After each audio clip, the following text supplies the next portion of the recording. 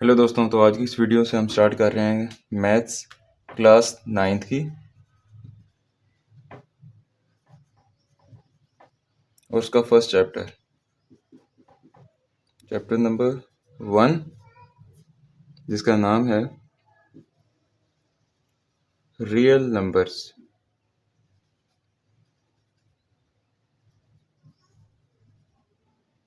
ठीक है, तो आज हम क्या करेंगे, इस रियल नंबर चैप्टर 1 की थ्योरी थ्योरी एंड एक्सरसाइज 1.1 ये देखेंगे। तो चलें स्टार्ट करते हैं। सबसे पहले चैप्टर के नाम को समझते हैं, रियल नंबर्स। उर्दू में हकीकी अदाद, इंग्लिश में रियल नंबर्स। तो नंबर्स की जो सबसे पहला हमारे पास एक सेट होता है, सेट भी आपको बताऊंगा। सेट आमतौर पे हम इस तरह लिखते हैं कि जब ये ब्रैकेट्स हम यूज़ करें इस तरह की, और बीच में किसी भी तरह के एलिमेंट्स हों, सेम चीज़ें हों लेकिन रिपीट ना हो रही हों। तो फर्ज करें अगर मैं एक नंबर्स लिखता हूँ तो 1 2 3 और सो ऑन, इस तरह ये चलते जा रहे हैं। तो ये मेरे पास क्या है, गिनती का सेट है, नंबर्स का सेट है। लेकिन सेट वाले टॉपिक हम बाद में पढ़ेंगे, अभी के लिए सिर्फ ये देखें कि अगर मैं एक ऐसे सेट बनाऊँ, और सेट्स को हमेशा बड़ी एबीसी की लेटर से रिप्रेजेंट करते हैं। फर्ज करिए सेट ए है मेरे पास, उसका नाम क्या है, सेट ए। तो इसमें गिनती कहाँ शुरू हो रही है, 1 2 3, 1 से शुरू हो रही है गिनती। तो इस तरह का जो सेट होता है, इसको मैथ्स में नेचुरल नंबर से लिखते हैं, एन से। इसे क्या कहते हैं, नेचुरल नंबर्स का set, set of natural numbers, जहाँ पे गिनती 1 से स्टार्ट हो रही है। ठीक है, सबसे पहले ये सेट डिस्कवर हुआ था, ये नंबर्स डिस्कवर हुए थे। इसके बाद इससे एक बड़ा सेट होता है जिसको हम कहते हैं होल नंबर्स, जिसको डब्ल्यू से रिप्रेजेंट करते हैं, होल नंबर कहते हैं। इसमें सिर्फ एक चीज़ का इजाफा होता है कि यहाँ 0 से स्टार्ट होती है। ये जो सेट होता है 1 2, आगे सारा वही होता है, सारे नंबर उस तरीके से कंटिन्यू हो रहे होते हैं। तो इस सेट को क्या कहते हैं, set of whole numbers. Next इसके बाद जो इससे बड़ा सेट होता है उसे कहते हैं, जी से रिप्रेजेंट करते हैं और कहते हैं set of integers, set of integers. तो इसको अगर मैं लिख दूँ, सेट ऑफ, ये नेचुरल नंबर का सेट होता है, नेचुरल नंबर्स। ये होता है सेट ऑफ होल नंबर्स, और ये क्या होता है, इंटीजर्स। ठीक है, तो इसमें क्या खासियत होती है, इस सेट के अंदर नेचुरल नंबर और होल नंबर के सेट के तमाम एलिमेंट्स तो आते ही आते हैं, मतलब 0 भी आता है, 1 2 3 सो ऑन, ये सारे नंबर्स तो आते ही आते हैं। लेकिन इसमें क्या होता है, जितने पॉजिटिव हैं उतने नेगेटिव भी आते हैं, -1 -2 एंड सो ऑन, सारे, मतलब जितने ही सेट प्लस वाले उतने ही सेट माइनस वाले। तो सेट ऑफ इंटीजर्स के अंदर 0 भी आता है और बाकी प्लस माइनस वाले सारे नंबर्स आते हैं। ठीक है, इसके बाद एक बड़ा सेट आता है। अगर मैं इन सारे नंबर्स को साथ साथ एक और लाइन के बारे में आपको बताता हूँ जिसका नाम होता है रियल लाइन। ये एक लाइन हम बनाते हैं और इसे कहते हैं रियल लाइन। देखें, ये जो रियल लाइन होती है, अभी तक मैं साथ में आपको बताता भी हूँ सेट ऑफ जो हमने अभी तक सेट्स बनाए हैं। तो रियल लाइन जब मैं इस तरह की बनाता हूँ तो यहाँ सेंटर में हम रखते हैं 0 को, इस तरह इधर आता है 1, फिर 2 एंड सो ऑन, चलते जाते हैं और जाते कहाँ तक है, इन्फिनिटी तक। इन्फिनिटी खुद कोई नंबर नहीं होता, ये एक अलामत होती है कि लामहदूद इनफाइनाइट नंबर जा रहे हैं इस तरफ। और सेम इस साइड माइनस इन्फिनिटी, और यहाँ पे -1 -2 एंड सो ऑन चलते जा रहे हैं। ठीक है, तो जो बात मैंने अभी तक की थी, जब हमने नेचुरल नंबर के सेट की बात की, नेचुरल नंबर्स, तो वो यहाँ से शुरू हो रहे हैं, 1 से लेकर इस तरह चलते जा रहे हैं इस साइड पे। ठीक है, जब मैंने होल नंबर्स की बात की तो वो यहाँ से इस तरह सो ऑन चलते जा रहे हैं वो भी। जब मैंने तीसरी बात की अब इस सेट की, इंटीजर, सेट ऑफ इंटीजर्स की, तो वो रियल लाइन में इस साइड से भी फॉलो कर रहे हैं सारे नंबर्स को और इस साइड से भी सारे नंबर्स को फॉलो कर रहे हैं। लेकिन इसके बाद कुछ ऐसे नंबर्स हैं जो इन नंबर्स के सेंटर में आते हैं, मीन्स के 0 से 1 के दरमियान। फॉर एग्जांपल अगर मैं लिखूं, आमतौर पर आपको पता भी होगा, अगर ये 0 है और ये 1 है, या फिर ये 1 है और ये 2 है, तो अगर प्रॉपर होल नंबर्स में देखा जाए, एक मुकम्मल नंबर के तौर पे देखा जाए, तो फिर 0 के बाद 1 ही आता है और 1 के बाद नेक्स्ट नंबर 2 ही आता है। लेकिन अगर हम मुकम्मल नंबर्स को ना देखें, जिनको मैं कह सकता हूँ डेसिमल नंबर्स, इशारिया वाले नंबर्स, बटे वाले नंबर्स, वो नंबर्स होते हैं जो इनके दरमियान में आते हैं, दो मुकम्मल नंबर्स के दरमियान में आते हैं और वो भी इनफाइनाइट होते हैं। मीन्स के सिर्फ इन दो नंबर 0 और 1 के दरमियान इनफाइनाइट ऐसे नंबर्स हैं जिनको हम इशारिया या बटे में लिख सकते हैं। जैसे फॉर एग्जांपल मैं सिर्फ कुछ लिखता हूँ, 0.0 के बाद क्या आएगा, 0.1 0.2 0.3 0.4 सो ऑन, चलते चलते कहाँ तक जाएगा, 0.9, और उसके बाद क्या आ जाएगा, 1। सिमिलरली यहाँ पे अगर देखें तो 1.1 आएगा, फिर 1.2, 1.3, 1.4 और चलते चलते कहाँ तक आएगा 1.9 तक, और उसके बाद क्या आ जाएगा 2। तो ये भी एक निशानी है कि जिससे हमें क्या पता चलता है कि दो मुकम्मल नंबर्स के दरमियान इशारिया वाले लामहदूद नंबर्स आते हैं। जैसे मतलब इशारिये की मैं जब बात कर रहा हूँ, जैसे यहाँ पे 1.4 के बाद क्या आएगा 1.5 और सो ऑन, इस तरह चलते चलते 1.9 तक। तो कहने का मतलब ये है कि जो हमारे पास नंबर्स होते हैं इशारिया में, उन नंबर्स को, जैसे 1.5 में एक नंबर लेता हूँ, ठीक है, या फिर क्या लेके और नंबर, जैसे यहाँ पे 0.4 के बाद क्या आएगा 0.5 आएगा। मैं अगर ये एक नंबर लेता हूँ तो ये क्या नंबर है, ये कहाँ आ रहा है, ज़ीरो से ये इधर आ रहा है, 0 और 1 के दरमियान में इधर 0.5, और 1.5 वो किधर आ रहा है, 1 और 2 के बिल्कुल सेंटर में 1.5। ठीक है, तो ये कुछ इस तरीके से आ रहे हैं नंबर। तो अब होगा क्या इन जो इशारिया वाले डेसिमल नंबर्स हैं, इनको हम एक और शक्ल में भी लिख सकते हैं, और वो शक्ल होती है P/Q, मतलब बटे की शक्ल में। मतलब कैसे, अगर जैसे ये मेरे पे लिखे 0.5, तो मैं अगर ये लिख लूँ पॉइंट में, इस तरह लिखा जाएगा। इसी को अगर मैंने P/Q मतलब बटे की शक्ल में लिखना, तो कैसे लिखूंगा, 1/2। P/Q से क्या मतलब है कि P भी ऊपर कोई इंटीजर होगा, मतलब एक पूरा नंबर होगा, बेशक प्लस का हो या माइनस का हो। सिमिलरली Q भी यहाँ पे हमारे पास कोई इंटीजर से बिलोंग करता होगा, मतलब ये P और Q कहाँ से होंगे, सेट ऑफ इंटीजर से, पूरे पूरे नंबर होंगे लेकिन बटे में होंगे। जैसे यहाँ पे देखिए 1 भी क्या है, एक पूरा नंबर है, 2 भी क्या है, पूरा नंबर, लेकिन 1/2 इसको जब डिवाइड करेंगे तो 0.5 आएगा। तो ये जो फॉर्म होती है इस तरीके से लिखना, जिसे हम कहते हैं इस फॉर्म को क्या कहते हैं, डेसिमल फॉर्म। अगर इशारिया में हो, डेसिमल इशारे को कहते हैं, तो अगर इशारे में तो डेसिमल फॉर्म कहते हैं, और अगर ये इस तरह बटे की शक्ल में हो तो इसे कहते हैं P/Q फॉर्म। तो इसी के साथ मैं अगले सेटअप बताता हूँ। ये सारी डिटेल मैंने इसलिए बताई क्योंकि अगला सेट हमारे पास आ रहा है रैशनल नंबर्स का set, set of rational number, जिसे हम Q से रिप्रेजेंट करते हैं। और इसमें कौन से नंबर्स आते हैं वो तमाम नंबर जो कि शक्ल में लिखे जा सकें P/Q, जिनको हम बटे की शक्ल में लिखते हैं। और यहाँ पे बता देंगे हम कि वेयर, जहाँ पे P एंड Q किससे बिलोंग कर रहे हैं, सेट ऑफ इंटीजर से। ये हमने बता देना कि P और Q यहाँ पे किस चीज़ से बिलोंग कर रहे हैं, सेट ऑफ इंटीजर से। ठीक है, तो ये हो गया सेट ऑफ रैशनल नंबर्स। तो मतलब क्या होगा कि हम रैशनल नंबर्स को इशारिया में भी लिख सकते हैं और बटे की शक्ल में भी लिख सकते हैं। इसके बिल्कुल ऑपोजिट हैं जिनको कहते हैं इरैशनल नंबर्स। ये जो नंबर्स हैं इनको हम Q प्राइम से लिखते हैं, और ये बिल्कुल इसका ऑपोजिट होते हैं ऊपर वाले का। तो जैसे वो नंबर जिनको हम इस शक्ल में लिख सकें P/Q की शक्ल में, वो क्या होते हैं, रैशनल। तो अगर हम P/Q की शक्ल में ना लिख सकें तो फिर हम क्या कहेंगे, ये क्या हो जाएंगे, इरैशनल। ठीक है,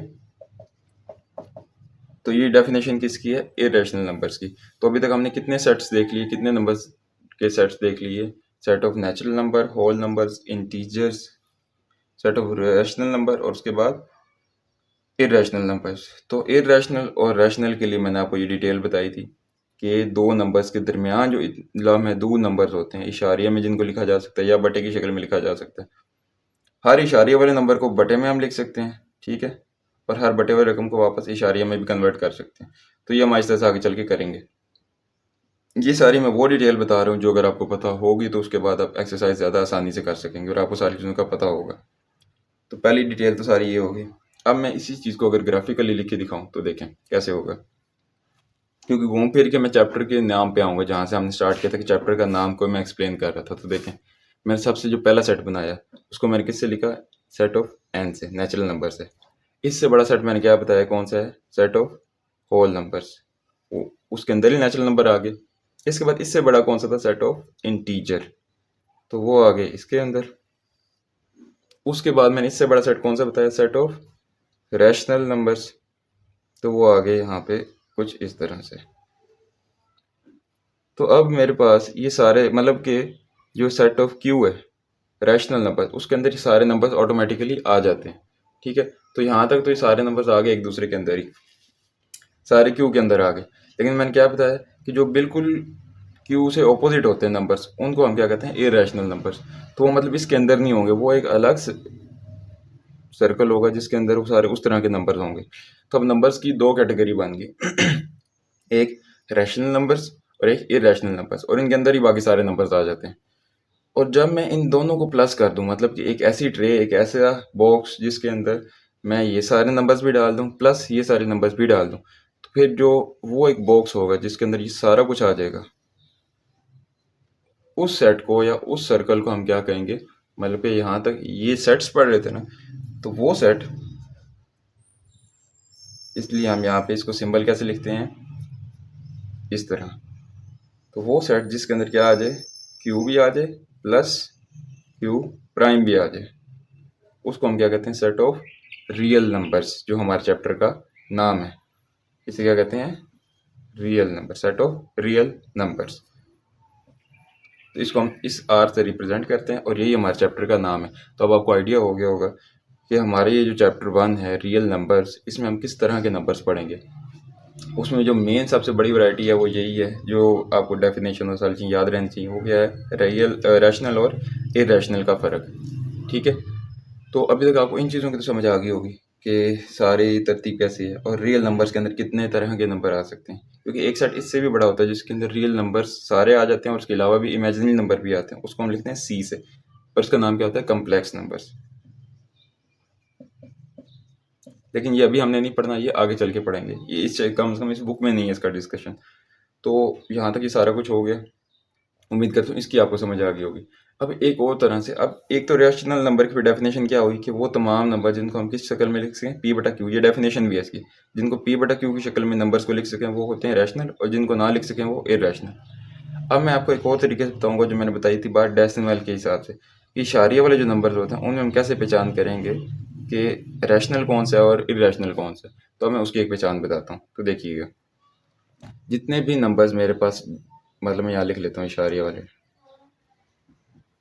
डेसिमल नंबर्स, ठीक है, वो तमाम नंबर्स जिसमें क्या आता हो, इशारिया आता हो, उसे हम क्या कहते हैं, डेसिमल नंबर्स।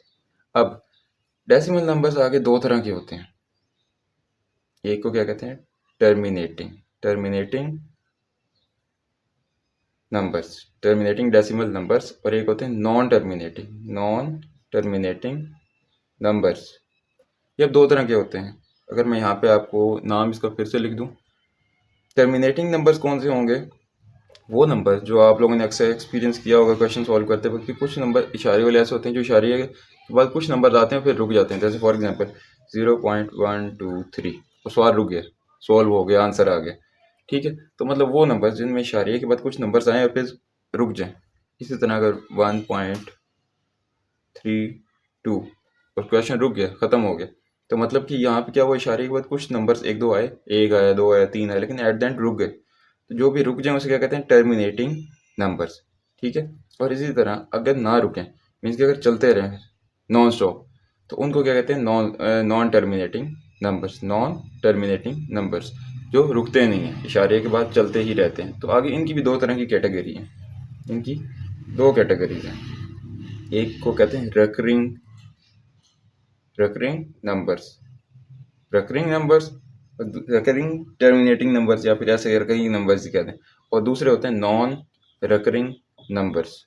अब इनमें क्या फ़र्क होता है, मैंने क्या बताया कि डेसिमल जो जितने भी इशारे वाले नंबर होते हैं उनकी दो कैटेगरी होती है, पहली क्या बताई, टर्मिनेटिंग, और दूसरी नॉन टर्मिनेटिंग। टर्मिनेटिंग का क्या बताया, जो नंबर्स इशारे के बाद कुछ नंबर्स आए फिर रुक जाए, कुछ वैल्यूज आए इशारे के बाद और उसके बाद रुक जाए, तो उनको कहते हैं टर्मिनेटिंग। नॉन टर्मिनेटिंग मैंने क्या बताया कि जो रुकते नहीं हैं। तो जो रुकते नहीं है वो भी दो कैटेगरी के होते हैं। एक जो होती है कैटेगरी वो क्या होती है, इसमें रुकें तो ना लेकिन रिपीट होते रहें, जैसे फ़र्ज़ करें 1.3333 सो ऑन चलते जा रहे हैं, तो ये एक ऐसा नंबर है जो नॉन टर्मिनेटिंग है, मीन्स के रुक नहीं रहा, चल रहा है, लेकिन किस तरह का है, रिपीट कर रहा है, रख कर कर रहा है, रिकरिंग हो रही है इसमें, तो नंबर बार बार क्या हो रहा है, रिपीट हो रहा है। लाजमी नहीं कि एक ही नंबर रिपीट हो, पैटर्न भी हो सकता है, मतलब फर्ज करें 0.123 123 123 सो ऑन चलते जा रहे हैं, तो इसमें अब क्या है, एक खास पैटर्न रिपीट हो रहा है बार बार, पहले तीन नंबर, फिर वही तीन नंबर, फिर वही तीन नंबर। तो इस तरह की ये दोनों कैटेगरी किस में आती हैं, रिकरिंग में आती हैं। लेकिन नॉन रिकरिंग क्या होगा कि नंबर रुक तो नहीं रहे लेकिन रिपीट भी नहीं हो रहे। जैसे फर्ज करें कि अगर एक वैल्यू है 1.234 4 5 6 सो ऑन चलती जा रही है। तो अब यहाँ पे क्या हो रहा है कि नंबर रिपीट भी नहीं हो रहे लेकिन रुक भी नहीं रहे। रुक नहीं रही इस वजह से हम नॉन टर्मिनेटिंग कहेंगे, और रिपीट नहीं हो रही इसलिए नॉन रिकरिंग कहेंगे। तो मतलब डेसिमल नंबर्स हमारे पास कितनी तरह के हो गए, 3 वैरायटी के हो गए। एक जो रुक जाते हैं, एक जो रुकते नहीं लेकिन सेम चलते रहते हैं, और एक जो रुकते भी नहीं है और सेम भी नहीं चलते। तो आप इनमें से कैसे पहचान करेंगे कि रैशनल नंबर में कितने इनमें से आते हैं और इरेशनल में कौन से आते हैं? तो सिंपल सी एक बात है कि जो भी नंबर्स रुक जाएं, या अगर नहीं रुक रहे तो फिर क्या करें, सेम तरह से रिपीट कर रहे हैं, ये दो चीज़ें। तो उन दोनों को हम क्या कहेंगे कि वो दोनों के किस से बिलोंग करते हैं, सेट ऑफ रैशनल नंबर से। और सिर्फ एक कैटेगरी है ये वाली, इसको हम क्या कहेंगे, ये क्या है, इरेशनल नंबर्स। ठीक है, सिर्फ इतनी सी पहचान याद रखनी है। तो मतलब क्या हुआ अगर मैं इसको यहाँ पे शॉर्ट में लिखूँ ऊपर करके, तो जो हैं वो डेसिमल नंबर जो क्या हो, टर्मिनेटिंग हो या नॉन टर्मिनेटिंग हो लेकिन साथ में क्या हो, प्लस रिकरिंग हो। ठीक है, टर्मिनेटिंग हो, और अगर टर्मिनेटिंग नहीं है तो फिर क्या है, नॉन टर्मिनेटिंग हो लेकिन प्लस रिकरिंग हो।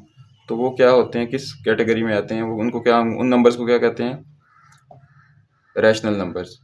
लेकिन दूसरी तरफ अगर एक नंबर जो हमारे पास क्या है, नॉन टर्मिनेटिंग है, मतलब रुक भी नहीं रहा, प्लस नॉन रिकरिंग है, कि रिपीट भी नहीं हो रहा, तो ये जो कैटेगरी होती है ये किस में आती है, इरेशनल नंबर्स में। ठीक है, तो ये ओवरऑल एक सारी पहचान थी और सारी डिटेल थी जो आप लोगों को कम से कम पता होनी चाहिए एक्सरसाइज स्टार्ट करने से पहले, और इस क्लास के अलावा भी रियल नंबर से रिलेटेड सबको ये चीज़ें पता होनी चाहिए। मैथ की कोई भी क्लास का स्टूडेंट हो तो उसको पता होना चाहिए सारी डिटेल के बारे में। चलें जी, इसके बाद अब स्टार्ट करते हैं एक्सरसाइज 1.1 का क्वेश्चन नंबर 1। क्योंकि क्वेश्चन नंबर 1 सॉल्व करने के लिए आपको ये सारी डिटेल पता होनी चाहिए थी। अब 1 में क्या कह रहे हैं, आइडेंटिफाई करें ईच ऑफ द फॉलोइंग, जितने भी नीचे आगे पार्ट्स दिए जाएंगे उनमें हमने किस चीज़ की पहचान करनी है, रैशनल की एंड इरेशनल नंबर्स की। ठीक है, उनकी पहचान करनी है। तो मैं 1 बाय 1 सारे पार्ट्स लिखता हूँ और देखते हैं। जैसे देखें पहला पार्ट, उसमें क्या है, 2.3535 फिर 35, लेकिन क्या है, अब ये एक नंबर है, पहले आप लोग खुद गैस करें और उसके बाद मैं बताता हूँ जी। तो इसमें क्या है, इशारे आ रहा है, मतलब डेसिमल नंबर है। तो अब हमने पहली चीज़ समझा कि डेसिमल नंबर है, तो आगे दो तरह की कैटेगरी हो सकती है, टर्मिनेटिंग या नॉन टर्मिनेटिंग। तो ये हमें यहीं से पता चल गया कि ये रुक गया आगे। अगर ना रुकता तो यहाँ पे रिपीट हो रहे हैं, बेशक पहले या दूसरा 3 बार रिपीट हुआ है, लेकिन अगर यहाँ डॉट्स लगे होते इसमें तब मतलब था कि ये चलता जा रहा है। लेकिन अभी क्योंकि डॉट नहीं लगे हुए तो मतलब कि यहाँ पे आके ये रुक गए। तो जब रुक गए तो ये हमारे पास फिर क्या होगा, टर्मिनेटिंग होगा, टर्मिनेटिंग डेसिमल नंबर। जब टर्मिनेटिंग डेसिमल नंबर होगा तो जो मतलब कि जो रुक जाते हैं तो किससे बिलोंग करेगा, कि ये हम क्या कह देंगे कि it is a rational number. ठीक है, तो सेम इस तरीके से अगला पार्ट करते हैं, उसमें देखते हैं क्वेश्चन किस तरह के। 0.6 के ऊपर बार लगा हुआ है। एक और चीज़ नोट कर लें, जब भी किसी नंबर के ऊपर बार लगा होता है उसको क्या मतलब है कि वो चीज़ नंबर रिपीट हो रहा है, मतलब 0.6666 सो ऑन चलता जा रहा है। ऐसे लिख लें या ऐसे लिख लें एक ही बात है, तो मतलब ये चलता जा रहा है। तो आप देखें इसमें भी ये है नॉन टर्मिनेटिंग, लेकिन नॉन टर्मिनेटिंग है एंड, लेकिन कौन सा साथ में, रिकरिंग है। तो जब नॉन टर्मिनेटिंग हो और रिकरिंग हो तो वो भी किस में आता है, रैशनल में। वो भी क्या होता है, रैशनल नंबर होता है। ठीक है, उसके बाद थर्ड पार्ट देखें, वो क्या है, 0.236067 सो ऑन चलता जा रहा है। तो इसमें देखें हमें जितना नंबर उन्होंने बताया हुआ है, इसमें एक तो चीज़ पता चली कि रुक नहीं रहा, मतलब क्या है, नॉन टर्मिनेटिंग है। एंड अगली चीज़ क्या पता चली, क्योंकि कोई भी पैटर्न यहाँ पे रिपीट नहीं हो रहा, तो इसलिए हम क्या कहेंगे, ये नॉन रिकरिंग भी है। तो जो non recurring and non terminating हो तो उसे हम क्या कहते हैं, इररेशनल नंबर। तो यहाँ पे क्या हो गया, इररेशनल, ये रैशनल था, ये भी क्या था, रैशनल था। समझ आ गई। अब इसके बाद मैं कुछ एक दो और क्वेश्चंस करता हूँ। जैसे एक अगला है स्क्वायर रूट 7। तो इसमें देखें, आप लोगों ने एक चीज़ क्लियर कर लेनी है कि कुछ नंबर्स ऐसे होते हैं जिनके बारे में आपको सोचना पड़ता है, देखना पड़ता है, लेकिन कुछ नंबर्स को आप क्लियर कट पता होना चाहिए कि वो रैशनल होंगे या इरेशनल होंगे। जैसे ये स्क्वायर रूट 7 है, तो स्क्वायर रूट का सिंबल जब भी किसी नंबर के ऊपर आ जाए स्क्वायर रूट का, ठीक है, सिर्फ एक कंडीशन के कि जब हमारे पास क्या आ जाए, नीचे एक मुकम्मल मुरब्बा बन रहा है। 10 फर्ज करने आ गया 25, तो अब इसका स्क्वायर रूट ओपन होकर क्या रह गया 5।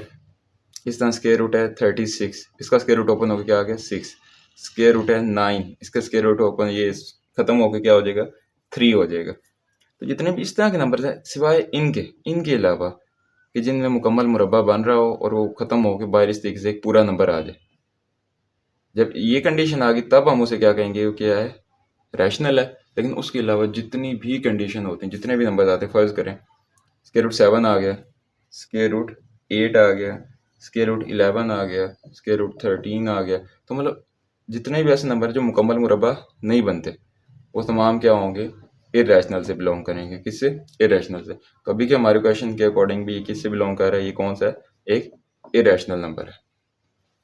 ठीक है, अब नेक्स्ट देखते हैं 5, पार्ट 5 में एक नंबर आ रहा है ई। ठीक है, ये मैथ में कुछ सिंबल्स होते हैं और ये सिंबल्स की अपनी अपनी वैल्यूज होती हैं। जैसे इससे ये अगला पार्ट कौन सा है, 6 में आ रहा है पाई।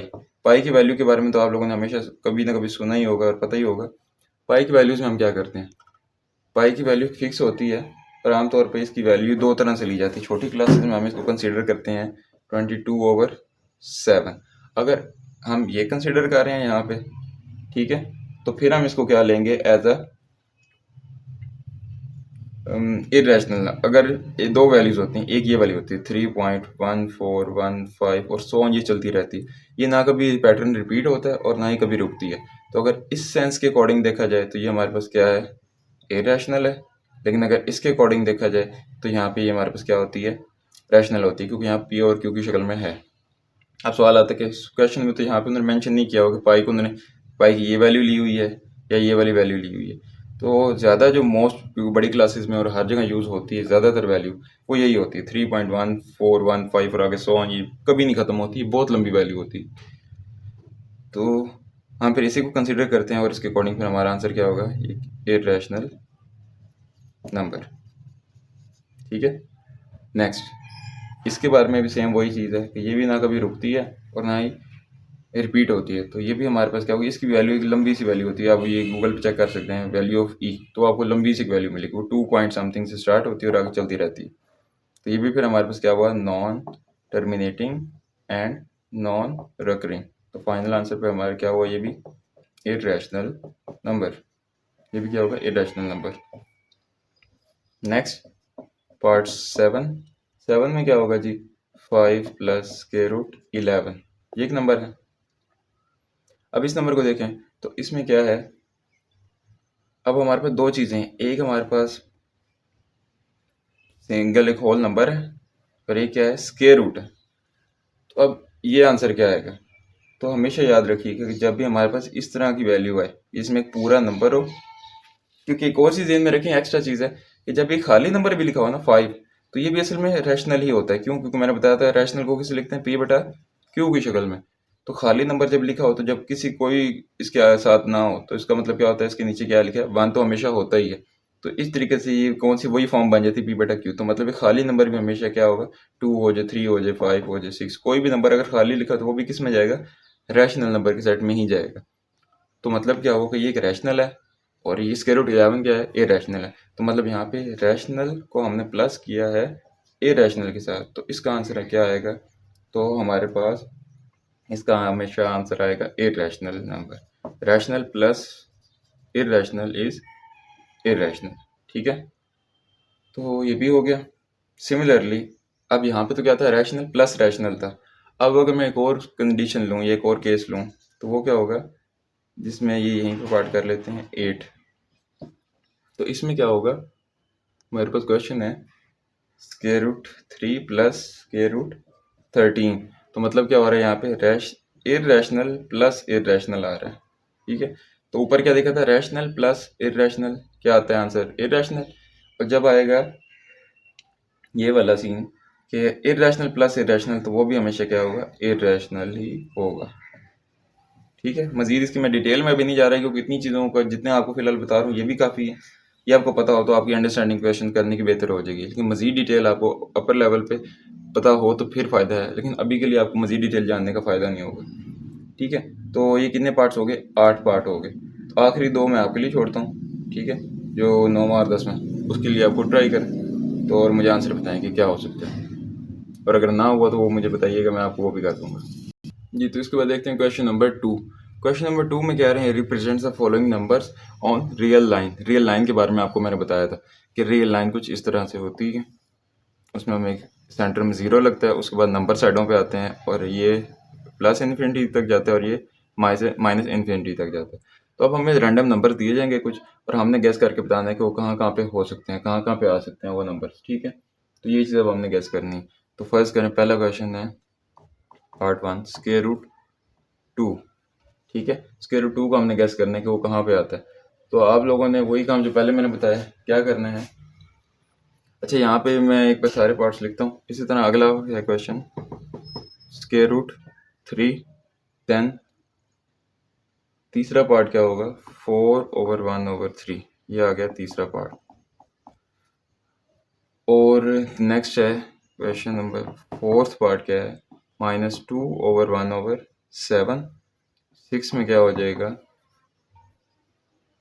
सॉरी 5 में क्या होगा, 5/8। तो अभी के लिए से ये चंद एक सवाल करते हैं। मेन आप लोगों ने एक साइकिल समझनी कि हो गया रहा है, आपने सिर्फ यहाँ पे रियल लाइन के ऊपर वो नंबर गैस करना है कि वो कहाँ पे आता है। बस के अंदर से मैं ये तीसरा क्वेश्चन देखता हूँ, तो इस तरह के नंबर को भी आपको पता होना चाहिए कि सॉल्व कैसे करते हैं। जब भी आपको इस शेप का कोई नंबर आए इस तरह का, तो आपने सबसे पहले नीचे वाले नंबर को साइड वाले नंबर से मल्टीप्लाई करना है। तो 3 को 4 से मल्टीप्लाई करेंगे तो 12 आएगा, और वो जो आंसर आएगा उसको ऊपर वाले में प्लस करना है। तो 12 + 1 13, और नीचे वाला फिर वहीं का वहीं ये आ जाएगा। तो मतलब इस नंबर को हम ऐसे भी लिख सकते हैं 13/3। ठीक है, तो ये हमने कर दिया। सेम यहाँ पे क्या होगा, 7 को -2 से मल्टीप्लाई करना है, तो वो कितना हो जाएगा, -14, और बाद में प्लस करेंगे तो कितने रह जाएंगे, -13 + 7, और ये पहले से इस फॉर्म में है, और ये स्क्वायर रूट 3 और ये स्क्वायर रूट 2। अब यहाँ पे आप लोगों ने कैलकुलेटर पे चेक करना है कि डेसिमल की में जब हम इसको करेंगे तो किस फॉर्म में आता है, मतलब जैसे ये 2, इसको जब चेक करेंगे डेसिमल में ये कितना आता है, इसको चेक करेंगे डेसिमल फॉर्म में कितना आता है, और इसी सेम इस तरीके से बाकी सबको जब चेक करेंगे तो डेसिमल फॉर्म इनकी हमने देखनी है कि वो कितनी आती है, और उस हिसाब से हमने यहाँ पे गैस कर लेना है। जैसे ये 2 है तो ये तकरीबन कहाँ पे आ जाएगा, ये हमारे पास 1.4 समथिंग इस तरह करके आता है। तो ये मेरे पास अगर 0 है, ये 1 है, ये 2 है, तो 1.4 अगर ये आता है 1.5, तो ये उससे थोड़ा सा पीछे करके यहाँ पे 1.4 इधर करके आ जाएगा। तो आपने इस लाइन को मेंशन कर देना कि ये हमारे पास वो पॉइंट है। सिमिलरली 13/3 उसका डेसिमल फॉर्म देख लेनी है, उस हिसाब से हमने क्या करना है, यहाँ एक रियल लाइन लगानी है, यहाँ 0 लगाना है, और वो डेसिमल नंबर जहाँ पे एक्यूरेटली आ रहा है कि जैसे अब हमारे पास 3 है, तो ये तकरीबन आता है हमारे पास 4 पॉइंट समथिंग आता है। इसको जब हम करेंगे तो आएगा 4 पॉइंट ऑलमोस्ट 3 आ जाएगा, या 4.4 आ जाएगा, 3 आ जाएगा। तो मैं यहाँ क्या लिखूँगा, डायरेक्ट इसकी लाइन को थोड़ा सा लंबा कर लेंगे तो यहाँ आ जाएगा 1 2 3 4 एंड 5। तो 4 और 5 के दरमियान ये जो लाइन है ये कितनी आएगी, 4.5, लेकिन मुझे कितना चाहिए 4.3, तो मैं उससे 1 या 2 स्टेप नीचे जाके यहाँ पे मेंशन करूँगा कि ये आ गया मेरे पास 4.3 वैल्यू आ गई।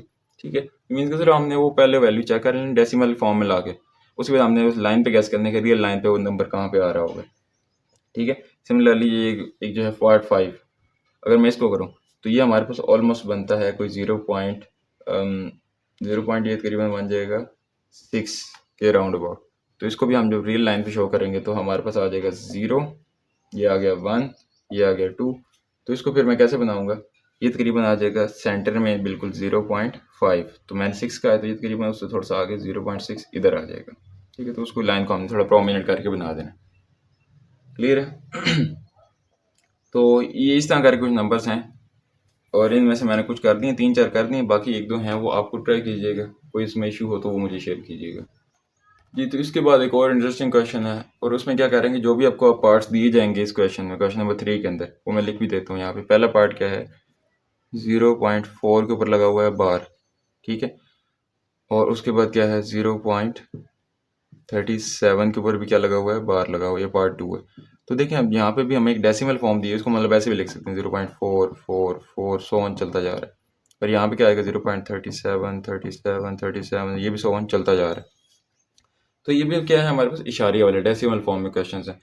तो अब सवाल में मैंने क्या किया कि इनको हमने किस तरीके में लेके आना, किस में कन्वर्ट करना है। मैंने आपको बताया था इशारिया वालों को हम बटे में भी लिख सकते हैं और बटे वालों को वापस इशारिया में भी लिख सकते हैं। तो अभी वही कह रहे हैं कि ये भी हैं हमारे पास, क्योंकि रिपीट हो रहे हैं पर रुक भी नहीं रहे, तो ये भी रैशनल है, ये भी रैशनल है। लेकिन वो कह रहे हैं इस रैशनल को किस में चेंज करके दिखाओ, पी बटा क्यू की शक्ल में। तो बहुत आसान मेथड है, मैं एक ये वाला करूंगा, एक ये करूंगा। तीसरा जो क्वेश्चन है वो बिल्कुल इस जैसा ही है, मतलब उसमें क्या है, 0.21 है, तो उसको हम कैसे लिख सकते हैं, 0.21 21 21 सो ऑन ऐसे। तो वो आप लोग कीजिएगा, ट्राई कीजिएगा, है बहुत सिंपल। अब जैसे फर्स्ट कर मैं ये वाला करता हूँ। सबसे पहला स्टेप क्या होगा, आप लोगों ने क्या करना है, इसको जब सॉल्व करना है तो सबसे पहले आप लोगों ने इसको लिख लेना है एक्स के बराबर। सारी रकम किसके बराबर आ जाएगी, फर्स्ट कर लेना कि ये सारा किसके बराबर है, एक्स के बराबर। सो ऑन, ये सारी चलती जा रही है, तो सब किसके बराबर आ गया, एक्स के। अब उसके बाद क्या चीज़ नोट करनी है, हमने यहाँ एक नंबर से मल्टीप्लाई करना है दोनों साइड। और वो नंबर क्या होगा, यहाँ पे भी मैं बल्कि साथ साथ करता हूँ। तो देखें x is equal to 0.37 37 37 so on चलता जा रहा है। अब जीरो के बाद जितने नंबर्स रिपीट हो रहे हैं उतने जीरो वाली रकम से आपने मल्टीप्लाई करना है। फिर से ध्यान से बात सुने, यहाँ जीरो के बाद कितने नंबर रिपीट हो रहे हैं, एक ही नंबर, मतलब 4, वही बार बार रिपीट हो रहा है, वही बार बार रिपीट हो रहा है, तो मतलब एक नंबर रिपीट हो रहा है। तो आपने इसको उस नंबर से ज़रूर देना है जिसके साथ एक जीरो हो, मतलब 10। 10 में मतलब एक जीरो है, तो इधर भी 10 से मैंने मल्टीप्लाई कर दिया एक्स के साथ, और इधर 10 से मल्टीप्लाई कर दिया किसके साथ, इस रकम के साथ, 0.4444 सो समझ आ गई। सेम इधर देखें, यहाँ पे जीरो के बाद कितने नंबर रिपीट हो रहे हैं, दो नंबर, एक 3 और एक 7, मतलब 37, फिर 37, फिर 30, मतलब दो नंबर रिपीट हो रहे हैं बार बार। तो यहाँ आपने किस नंबर के साथ मल्टीप्लाई करना है जिसके साथ कितने जीरो हों, दो जीरो हों। सेम यही लॉजिक आगे भी लगेगी, अगर इस, हालांकि बुक में इतने ही क्वेश्चन है यहीं तक, लेकिन अगर एक क्वेश्चन होता 0.123 इस तरह करके क्वेश्चन होता, तो ये कैसे ओपन होना था, 1 2 3 1 2 3 1 2 3 सो ऑन। तो इसको हमने किससे मल्टीप्लाई करना था, इसको हमने 1000 से मल्टीप्लाई करना है, क्योंकि तीन नंबर रिपीट हो रहे हैं, तो हमने इसको 1000 से करना था, ठीक है। तो यही चीज़ अब आपने यहाँ पे देखनी है। यहाँ तक हो गया, तो इसको हमने किससे मल्टीप्लाई किया, 100 से, तो ये 100x हो गया, और इधर कितना हो जाएगा 100, और अंदर कितना आ जाएगा 0.37, ब्रैकेट का मतलब मल्टीप्लाई ही होता है 37 सो ऑन, ये भी क्या है, चलता जा रहा है। तो यहाँ तक ये दोनों क्वेश्चन की समझ आ गई। यही मेन पॉइंट था कि इशारे के बाद जितने नंबर्स रिपीट हो रहे हैं, अपने आप को रिपीट कर रहे हैं, उतने ही जीरो वाली रकम से आपने मल्टीप्लाई कर देना है। अब नेक्स्ट चीज़, अब मेरे पास दो रकमें हैं, बल्कि एक बार इसको मल्टीप्लाई कर देते हैं। जब मल्टीप्लाई होगा तो ये 10x, और कितना हो जाएगा, ये हो जाएगा 0 पॉइंट, बल्कि ये हो जाएगा 4.4444, इस तरह बन जाएगा जब 10 से मल्टीप्लाई होगा। सेम यहाँ पे क्या हो जाएगा, जब ये मल्टीप्लाई होगा तो ये हो जाएगा 37.373737 सो ऑन चलता जाएगा। तो ये मेरे पास अब नई वैल्यूज आ गई। ये 10x के साथ क्या है, 10x इज इक्वल टू 4.444 और 100x इज इक्वल टू 37.373737। अब लास्ट एक इम्पॉर्टेंट पॉइंट, आपने क्या करना है, ये x वाली रकम को 10x वाली रकम से माइनस कर दें। सेम यहाँ पे भी इस ऊपर वाली रकम को और नीचे वाली रकम को माइनस कर दें। तो यहाँ क्या होगा, बड़ी में से छोटी को माइनस किया जाता है, तो क्या होगा 10x माइनस एक्स, मतलब मैंने इसमें से इसको माइनस किया, तो सेम मैंने इसमें से इसको भी माइनस करूंगा, तो क्या हो जाएगा, इस साइड पे ये हो गया, इस साइड पे क्या होगा 4.444, ये चलता जा रहा है, माइनस 0.444, ये चलता जा रहा है, समझ आई। तो मैंने ये काम कर दिया। सेम यहाँ पे वही काम करेंगे, इसमें से इसको और इसमें से इसको माइनस करेंगे, तो 100x माइनस एक्स, और इधर कितना हो जाएगा 37.3737, ये चल रहा है। तो इसको माइनस किससे करेंगे, 0.3737 सो ऑन, इससे। ओके, तो ये कितना बन जाएगा 10x माइनस एक्स, मतलब 10, यहाँ पे x कितनी बार है 10 बार, और यहाँ माइनस एक बार, तो प्लस का ज़्यादा है, तो 9 टाइम्स x, 9x बच जाएंगे। और इधर कितना होगा देखें, इशारिया है इधर भी, इशारिया है इधर भी, इशारे के बाद इधर वाली रकम भी सेम है इधर वाली, मतलब ये सारी यहीं से कैंसिल, क्या बचा सिर्फ 4 माइनस 0, 4 माइनस 0, बाकी सारी रकम क्या होगी, कैंसिल। ठीक है, तो जब कैंसिल हो भी गई तो 4 माइनस 0 में से क्या करें, 0 ही बचता है। तो ये कितना रह गया, 4। ये आप कैलकुलेटर से भी कर सकते हैं अगर आपको ना समझ आई इस बात की, लेकिन है सिंपल ही। करना क्या है कि यहाँ पे इशारे के बाद इधर भी 4 4 4 है, इशारे के बाद इधर भी सेम रकम है, तो ये वाली तो क्या होगी, कैंसिल। बाकी क्या बचा, 4 माइनस 0, तो उसमें 4 बचा। तो फाइनल हमें एक्स का फिर आंसर क्या मिला, एक्स इज इक्वल टू 4/9। तो ये हमारी वो P/Q फॉर्म आ गई जो हमने मालूम करनी थी। मतलब कि आप कैलकुलेटर पर अगर इसी को फिर से डिवाइड करें 4/9, तो यही आपको फिर से आंसर मिलेगा। तो ये हमारे पास वो भी रैशनल नंबर था, ये भी रैशनल नंबर, एक ही बात है, लेकिन ये किस शक्ल में है, P/Q की शक्ल में, क्योंकि इससे बिलोंग करता है रैशनल नंबर से। सेम अब यहाँ पे देखें, यहाँ कितना बच जाएगा, 99x, ये बच जाएगा तो इसको आप कैसे वाइंड अप करेंगे, यहाँ पे जब माइनस होगा तो सिर्फ क्या रह जाएगा, क्योंकि यहाँ पे भी इशारिया से लेकर इसके बाद वाली सारी रकम सेम है, और यहाँ पे भी इशारिया से बाद वाली सारी रकम सेम है, तो कैंसिल सारी। कितना बचेगा, सिर्फ 37 माइनस 0, तो मतलब 99x इज इक्वल टू 37। तो फिर x कितना आ जाएगा मेरे पास, 37/99, ये आ जाएगा। तो अगेन मैं क्या ले आया, इसको एक P/Q की शक्ल बना ली, जो किससे बिलोंग करती है, रैशनल नंबर से, और ये हमने क्या करना था, मालूम करना था। तो जैसे मैंने ये वाला किया पार्ट 2, सेम इस तरीके से पार्ट 3 भी हो जाएगा जी। इसके बाद क्वेश्चन नंबर है 4, वो बहुत इजी है, बस आपने प्रॉपर्टीज़ को एक बार याद करते हैं। फर्स्ट टाइम थोड़ा मुश्किल होता है, लेकिन आज तक जैसे हम बार बार इन चीज़ों को रिपीट करते हैं तो आपके लिए आसान हो जाएगा। और फर्स्ट प्रॉपर्टी क्या है, इन चीज़ों को बाद में आप जब एक दो बार करेंगे क्वेश्चन तो आपको आसानी से याद हो जाएंगी। फर्स्ट प्रॉपर्टी मैं आपको बताता हूँ, a प्लस 4 प्लस बी, और इक्वल किसके है, अगेन वही रकम, लेकिन सिर्फ ब्रैकेट्स आपने यहाँ पे नोट करना है, सिर्फ ब्रैकेट चेंज हुई हैं, रकम तीनों वही हैं। तो हुआ क्या, इसमें सिर्फ ब्रैकेट्स की अदला बदली हुई। तो यहाँ पे हम इसे क्या कहेंगे, ये इस प्रॉपर्टी का नाम है जिसमें तीन चीज़ें आपस में प्लस हो रही हों या मल्टीप्लाई हो रही हों, ये याद रखना है, ना ही डिवाइड ना ही माइनस, या प्लस हो रही हों या ज़रब हो रही हों। तो जब भी तीन नंबर्स, कोई भी तीन चीज़ें आपस में जमा हो रही हों या ज़रब हो रही हों, तो और सिर्फ ब्रैकेट्स आगे पीछे, मतलब यहाँ पहले दो नंबर्स को उन्होंने ब्रैकेट में डाल दिया और यहाँ एंड वाले दो नंबर्स को, तो इस प्रॉपर्टी का नाम होता है एसोसिएटिव प्रॉपर्टी। कौन सी, एसोसिएटिव प्रॉपर्टी। साथ में सिर्फ एक चीज़ और है, बता देनी है इजाफी तौर पे, वो क्या, कि अगर ये मल्टीप्लिकेशन यहाँ हो रही होती तो आपने बताना था एसोसिएटिव प्रॉपर्टी ओवर मल्टीप्लिकेशन, लेकिन अभी जमा है तो हम क्या कहेंगे, ओवर एडिशन। ठीक है, कि ये एसोसिएटिव प्रॉपर्टी है, लेकिन कैसे है, एडिशन के लिहाज से, प्लस के लिहाज से, अभी प्लस हो रहे हैं नंबर्स। ठीक है, तो ये सिंपल सी बात है, सिर्फ आपने प्रॉपर्टी को आइडेंटिफाई करना है। सेम आगे एक पार्ट है, वो क्या है, square root 2 plus square root 3 is equal to square root 3 plus square root 2। अब यहाँ पे एक चीज़ नोट करें कि नंबर सेम ही है, लेकिन उनकी जगह अदला बदली, मतलब पहले 2 स्क्वायर रूट 2 था, फिर इसमें 3 प्लस हो रहा था, और अब पहले 3 है फिर 2 प्लस हो रहा है। तो मतलब क्या, ऐसी प्रॉपर्टी जिसमें दो सेम नंबर्स, यहाँ पे भी अगेन या प्लस की बात हो रही हो या ज़रब की बात हो रही हो, कि दो सेम नंबर, जैसे मैं एक और एग्जांपल देता हूँ, 2 प्लस 3 या 3 प्लस 2, आंसर सेम आता है।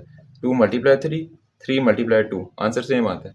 तो या ज़रब में बात हो रही हो या जमा में बात हो रही हो, ऐसी प्रॉपर्टी जिसमें तरतीब आगे पीछे हो, आंसर सेम आए, तो इस प्रॉपर्टी को कहते हैं हम, इसका नाम होता है कम्यूटेटिव प्रॉपर्टी। कौन सी, कम्यूटेटिव प्रॉपर्टी। यहाँ पे बता देना है कि किस में, ओवर एडिशन। ठीक है, नेक्स्ट, अगर यहाँ पे मल्टीप्लाई हो रहा है तो फिर आपने बता देना ओवर मल्टीप्लिकेशन। अभी दो चीज़ें तो होगी, तीसरी बात देखें, वन पार्ट 3। अब यहाँ पे x माइनस एक्स हो रहा है और इक्वल टू 0 है, तो इस प्रॉपर्टी को हम क्या कहते हैं, देखें, जब भी हमारे पास कोई भी ऐसी वैल्यू हो, मतलब कोई भी नंबर हो, कोई भी चीज़ ऐसी हो जिसमें हम कुछ ऐसा ऐड करें कि वो 0 हो जाए, तो हम उस प्रॉपर्टी को क्या कहते हैं। अच्छा, ये क्योंकि ऐड कर रहे हैं तो ये चीज़ उस चीज़ का इन्वर्स होगा, मतलब देखें, कोई भी चीज़ वो तभी ख़त्म हो सकती है जिससे हम बिल्कुल उसके ऑपोजिट चीज़ उसमें ला के डाल दें। जैसे x था तो बिल्कुल सेम x ही कोई हमने माइनस सिंबल के साथ डाल दिया, तो ये क्या हो गया, 0। तो मतलब ये x है तो ये बिल्कुल उसका उल्ट है, तो उल्ट को मैथ में इन्वर्स के लिए यूज़ करते हैं। तो ये हमारे पास क्या होगा, इनवर्स। क्या इसके लिए वर्ड यूज़ करेंगे, इनवर्स। लेकिन क्योंकि हमने इसमें यहाँ की, असल में इसको ऐसे भी लिखा जा सकता है, x के अंदर मैंने क्या प्लस कर दिया, माइनस एक्स, मतलब उसी का उल्टा, तो मुझे क्या आंसर मिल गया फिर, 0।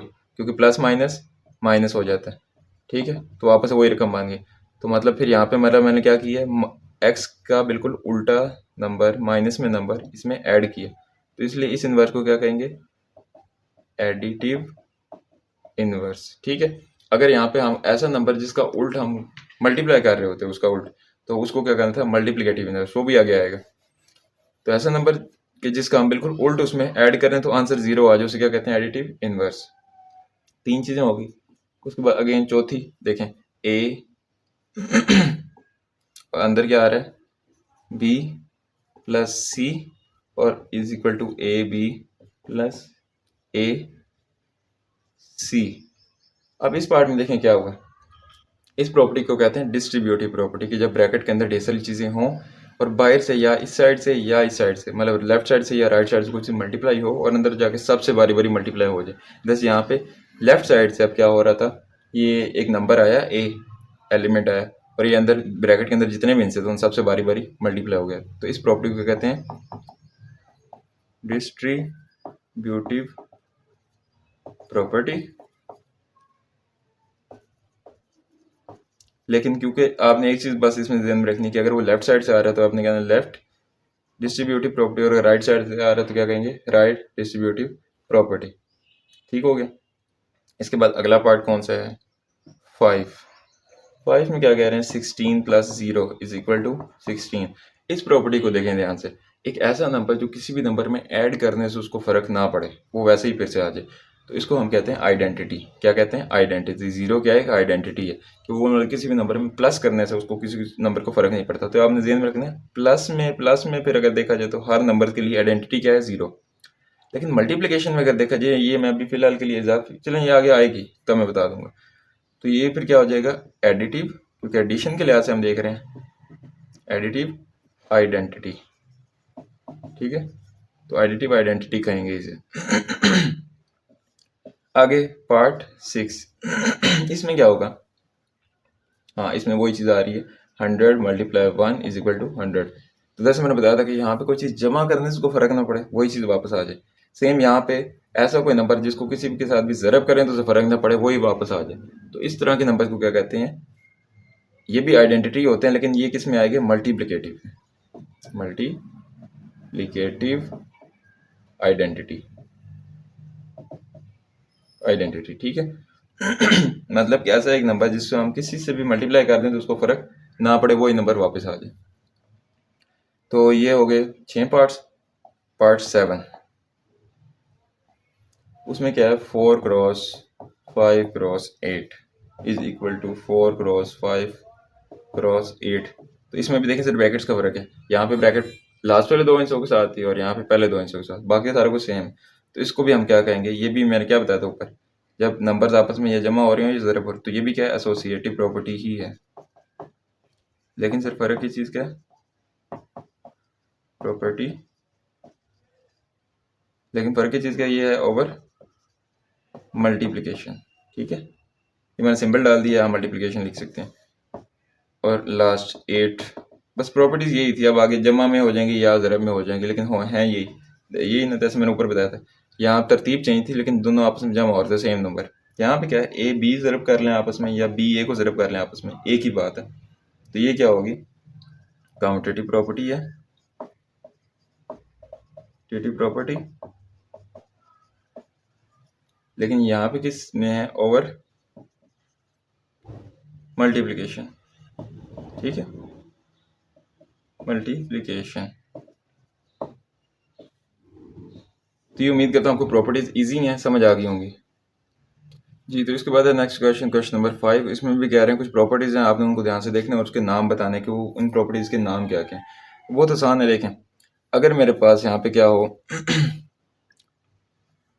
आपको इन प्रॉपर्टीज का तो पता ही होगा कि इस सिंबल को क्या कहते हैं। अगर एक नंबर छोटा है तो उसके लिए हम ये कॉर्नर वाली जगह चूज करते हैं, मतलब अगर 1 छोटा है 2 से, तो जो से इस शेप का मुंह ओपन है वो बड़े नंबर की साइड और जो बंद है वो छोटे नंबर की साइड। तो इससे पता चलता है कि 2 बड़ा है और 1 छोटा है, तो ये अलामत होती है। तो यहाँ पे देखें, और माइनस में आप लोगों को पता होगा, माइनस में एक नंबर जितना छोटा होता है असल में वो उतना ही बड़ा होता है। मतलब अगर मैं यहीं पे सिर्फ क्या करता हूँ, दोनों के साथ माइनस लगा दूँ, ये माइनस लगा दूँ और ये भी माइनस लगा दूँ, तो अब कौन सा बड़ा हो गया? अब उल्टा हो गया। अब -1 बड़ा है, -2 छोटा है। माइनस में नंबर जितना छोटा हो असल में वो उतना ही बड़ा होता है, तो ये गलत हो जाएगा, ये सही है।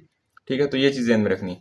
तो ये चीज़ यहाँ पे वो क्या बता रहे हैं कि अगर क्या है -3 छोटा है -1 से, अगर ये रिलेशन ठीक है तो फिर हम अगर इसी में कोई ऐसी चीज़ ऐड करें कि ये बन जाए तो वो रिलेशन, अब देखें कैसे कि अगर मैं यहाँ पे क्या करूँ, ये एक रिलेशन है कि -3 छोटा है -1 से, अगर मैं इन दोनों में क्या कर दूँ, इधर भी 3 प्लस कर दूँ और इधर भी 3 प्लस कर दूँ, तो ये 3 प्लस के और माइनस के 0 हो गए और -1 + 3 ये हो गए। तो मतलब रिलेशन वही रहा कि अगर सेम चीज़ दोनों साइड पे अगर हम प्लस कर दें या माइनस कर दें तो रिलेशन को फ़र्क नहीं पड़ता, वो वैसा ही रहता है। अगर हम सेम चीज़ प्लस करें या मल्टीप्लाई करें, माइनस नहीं, सेम चीज़ अगर प्लस करें दोनों साइड पे या सेम चीज़ को ज़रब कर दें दोनों साइड, तो आंसर क्या रहता है? सेम रहता है, उसको फ़र्क नहीं पड़ता, आइडेंटिटी वही रहती है। तो इसे कहते हैं एडिशन, एडिटिव प्रॉपर्टी। इस प्रॉपर्टी का क्या नाम है? Additive property. मतलब कि हम इसमें कोई चीज़ दोनों साइड बराबर ऐड करते हैं। क्या करते हैं? ऐड करते हैं। तो इस प्रॉपर्टी क्या कहते हैं? Additive property.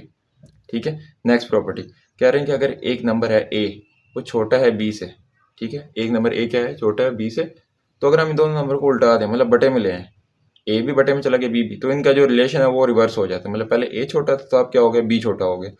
इस प्रॉपर्टी को कहते हैं, क्योंकि मैंने उल्टा दिया तो इसको मैथ में या इंग्लिश में कहते हैं रेसिप्रोकल करना, रेसिप्रोकल प्रॉपर्टी, जिसमें हम चीज़ों को उल्टा देते हैं तो उनका रिलेशन जो आपस में वो चेंज हो जाता है, छोटी वाली बड़ी हो जाती है, बड़ी वाली छोटी हो जाती है। नेक्स्ट, अब नेक्स्ट क्या है? अगर ए छोटा है बी से, ए छोटा है बी से, तो अगर हम सेम नंबर, कोई भी सेम नंबर दोनों साइड पे ऐड कर दें, जैसे मैंने यहाँ पे किया था, रिलेशन ये था, इन सेम नंबर ऐड किया तो उसको फ़र्क नहीं पड़ा, रिलेशन वही रहा। सेम चीज़ ये कह रहे हैं कि अगर यहाँ पे क्या कर दें, ए छोटा है बी से, तो अगर यहाँ पे हम सी दोनों जगह पे बराबर ऐड कर दें तो अभी बैलेंस वही रहा, तो अभी भी ए प्लस सी भी छोटा होगा बी प्लस सी से। ठीक है, तो ये अगेन वही प्रॉपर्टी आ गई, एडिटिव प्रॉपर्टी।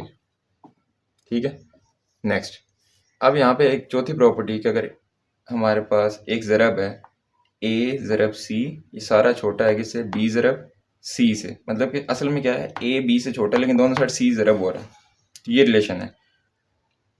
और यहाँ पे क्या बता रहे हैं कि सी मेरे पास क्या है? एक पॉजिटिव नंबर है, मतलब 0 से बड़ा है। ठीक है, 1 हो सकता है, 2, मतलब कोई भी प्लस का नंबर है। ठीक है, देन हम क्या कह रहे हैं कि अगर हम फिर इस सी को दोनों साइड से हटा भी दें तो फिर भी रिलेशन वही रहेगा, मतलब इसका उल्टी बात। ठीक है ना, कि अगर यहाँ पे एक रिलेशन था दोनों चीज़ों को, सेम चीज़ को हमने यहाँ ला के जमा कर दी दोनों साइड या ज़रब कर दिया तब भी, या सेम चीज़ को दोनों साइड पे पहले से थी तो दोनों साइड से निकाल दिया तब रिलेशन क्या रहेगा? सेम ही रहेगा। ठीक है, तो अभी भी ए क्या है? छोटा ही है बी से। तो इस प्रॉपर्टी को क्या कहते हैं? ये चौथी प्रॉपर्टी अब हमने लगाई, इसे कहते हैं मल्टीप्लिकेटिव प्रॉपर्टी, क्योंकि यहाँ पे चीज़ मल्टीप्लाई कर रहे हैं तो हमने उसको या हटा दिया या वापस मल्टीप्लाई कर दिया, तो है सिर्फ जैसे एडिशन प्रॉपर्टी थी, ये है मल्टीप्लिकेटिव